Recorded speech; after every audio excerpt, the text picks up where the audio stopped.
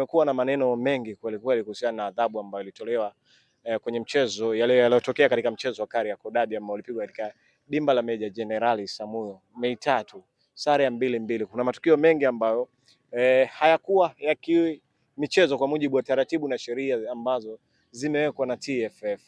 Maneno yamekuwa mengi kweli kweli, adhabu ambazo zimetolewa, wengi wakiamini kwamba hawastahili hizi adhabu, wengine wakihoji kwenda mbali zaidi. Binafsi kwanza, kilichotokea, maoni yako kwenye hili hasa?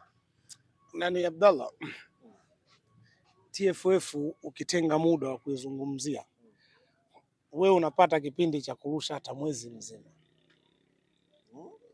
Yaani ukitenga muda tuwe tunazungumzia TFF, kila kanuni yao kosa lao unapata clip ya mwezi mzima kuweka. Ngoja nikukumbushe kabla ya kwenda katika mechi husika. TFF wakifunga ofisi zao, hamna ungo wowote wala sayari yoyote wanayoishi zaidi ya humu ndani. Yaani wakimaliza wanawasha magari yao, umenielewa au msemaji wa bodi ya ligi Boimanda anaelekea nyumbani kwake kama Mbondole huko sijui wapi, sitaki kujua hizi up to yeye, umenielewa. Mheshimiwa president ambaye ana rekodi kubwa kuliko mtu wote Karia atawasha gari yake, kama anakaa Mbezi Beach ya Mbezi Mtongani atakwenda kwake. Hivyo ndo watu wote watakavyokuwa, lakini wao wanafahamu kila kinachoendelea. Kweli hawafanyi kazi kupitia mitandao ya kijamii lakini si wanaona. Kuna mwamba mmoja alimaliza mechi hapa, baada ya kumaliza mechi, kweli uwepo wa kanuni upo na ulielekeza apigwe faini, aliwahi kuonyesha kidole waandishi wa habari. Unaikumbuka hiyo mechi? Yule mtu alipigwa faini ya milioni 4 kama sikosei. Kama nitakuwa nimekosea utanirekebisha. Mashabiki wa klabu hiyo hiyo iliyofanya kosa muda mwingine ndio ambao wamechanga kulipa ile shilingi milioni 4. Abdallah, utakuwa umeanza kunielewa? Nakuelewa vizuri. TFF mpo, sio kama mlienda kwenye sayari ya kwenu yaliyotokea huko mkuyaona.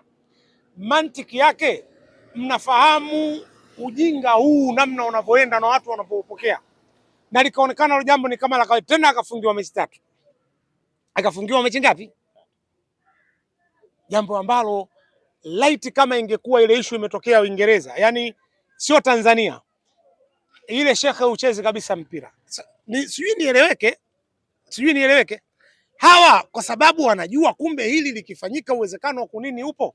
Hivi kwa akili ya kawaida Abdallah, Yanga unawaambia milioni 30, Yanga si mvuta bange mmoja tu. Anasimama mvuta bange mmoja tu analipa. Yaani kuna wahuni ambao wanapenda Yanga, wana mabiashara wako topu. Kosa hili watu wanajitetea pointi 3.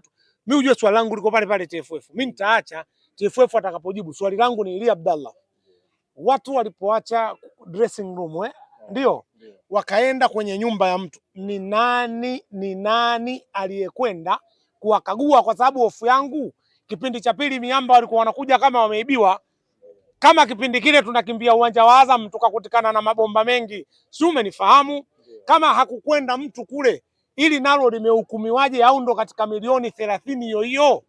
Hapa kuna tatizo kubwa. TFF wana matatizo, na wasipokaa Abdallah kurekebisha makosa yao TFF watatufikisha pabaya katika soka. Kusema kweli, hatuna mpira, hatuwezi kuwa na mpira kwa mtindo huu.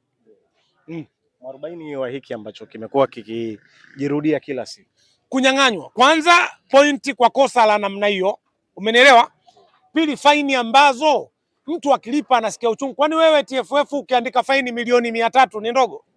Si nyingi? Nani atakuuliza kwa nini umeweka 300? Wewe achana na wachambuzi vibungo hawa. Wachambuzi wa wasafi sijui wengi wa Yanga mpaka wanaelekezana. Yaani Manara anawajua wote mule ndani kama Yanga. Umenielewa sijui? Achana na hao wachambuzi, hao ni miayusho tu. Yaani wao kila wakija kazi yao wataangalia nyinyi TFF mmekosea wapi. Wao ni waimba tarabu, wanaangalia mlipokosea.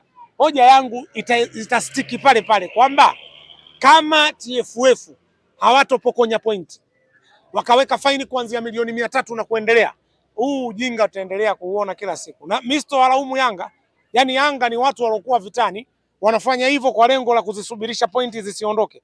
Wao wako vitani, mimi nitawarudia wao kwa sababu wao ndio miongoni mwa watu ambao wanaliharibu hili jambo na wanachukulia favor. Mimi hakuna kitu kimeniuma kama siku ile Boimanda unajibu kama utoto. Wote tuna kanuni, watu wote kanuni tunazijua, hatuna nini. Hivi mlitegemea wakati mmeweka kanuni mnakuja kuzitangaza tuzibishie? Kanuni mshaweka, lakini tunaona ndo zile zile. Tatizo hili halitibiki, yani linakuwa ni tatizo lile lile. Basi kama ni kweli nyinyi bodi ya ligi basi hamna uwezo wa kuendesha hili, fanyeni kazi zenu nyingine. Kwani mpaka wote muwepo hapo? Tafuteni, mnaona hawana mpango waende, kuliko siasa nyingi mnazotuletea kina Boimanda. Sisi zinatuchosha, sio uvumilivu hatuna blaza. Ukituletea siasa yako ya kuungaunga, sisi tutakujibu. Na kuna muda anakiri, unajua mimi ni mfuatiliaji mzuri wa mitandao ya kijamii. Watu waupe walifanikiwa sawa, baada ya kuona huyu tatizo anafanya mara kwa mara, ili aache kufanya ile tatizo alipewa adhabu kubwa. Nitakwambia mfano, Uingereza kumfunga mtu kwa kuvuta bangi, lakini uweze kukuta uchafu huu. Utaukutaje? Mtu alokamatwa anavuta bangi ndo analetwa hapa kuja kusafisha, anasafisha kutoka hapa mpaka Muheza, kesho atatamani kuvuta bangi.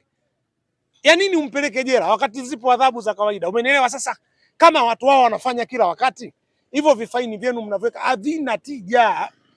Umenielewa? Yani hivyo vifaini yani Abdalla vielezeki.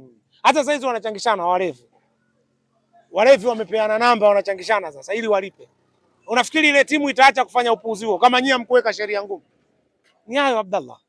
Tatizo athari yake kwanza ni kuifanya ligi na dumaa, ni kuonekana hatuna maarifa katika ligi. Umenielewa vizuri? Hii ndio athari kubwa. Na athari hizi zinakwenda moja kwa moja kwenu TFF, zinakuja moja kwa moja kwa vilabu vingine. Sababu imefikia kati sasa hizi Azam wanasema sijui wachezaji 8 wanaumwa sijui nini. Yaani imekuwa hila. Na ni tuhuma. Kwa nini ni tuhuma ambazo zimekuwa zipo lakini hazijawahi kuthibitishwa ama kukanushwa? Tumekuwa tukiona adhabu. Wanafahamu kinachoendelea TFF na watu wao. Lakini pia inawezekana imani yangu kubwa, inawezekana drama imeamshwa ili kupoza hayo mambo mengine. Umenielewa? Hii inawezekana ni drama imeamshwa ili leo tuzungumze. Wewe unaonekana ni mtu unataka tuzungumze makosa. Sasa kuna drama zikija, makosa hazungumzwi tena. Watu wanafikiria kitu kingine. Kwa hiyo mimi sitaki kuamini kwamba eti kweli fulani waliwafanyia hivi Azam. Alafu mbona jambo limekuja baadaye sana? Lakini okay, tukubali limekuja baadaye sana. Ilikuwa ni katika nukta gani na ni wapi? Mlitoa malalamiko kabla ya mechi, si umenielewa? Kama mtu anatuambia sisi tunasikia chumba kinanuka, baki katikati ya uwanja, usiingie chumbani. Utapigwa faini, ulibaki katikati. Lakini hafu si yote tulikuwa tunaona wachezaji, team coach na nani. Nongona zaneni, si mmeona sehemu ya ila sio tena umekimbia nyumba ya 8 huko hatumjui.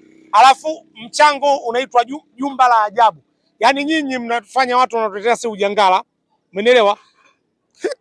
Wanatoa lugha zisizo za kimipira kwa sababu ya vifaini vyenu vya 100. Si hatuko tayari kuona faini. My bro. Hatuko tayari kuona faini. Sisi wakitaka kujua wasimpige Yanga faini wampokonye point afset wape milioni 100. Wao wanaamini kwenye hela, yani unajua kuna vitu vingine sio unajiuliza huyu ni kiongozi. Shekhe, ukweli kuwa hatakuwa tayari kuleta viongozi wa mpira. Yani viongozi wa mpira wamewekwa nje alafu wakaletwa watu ambao sio viongozi wa mpira.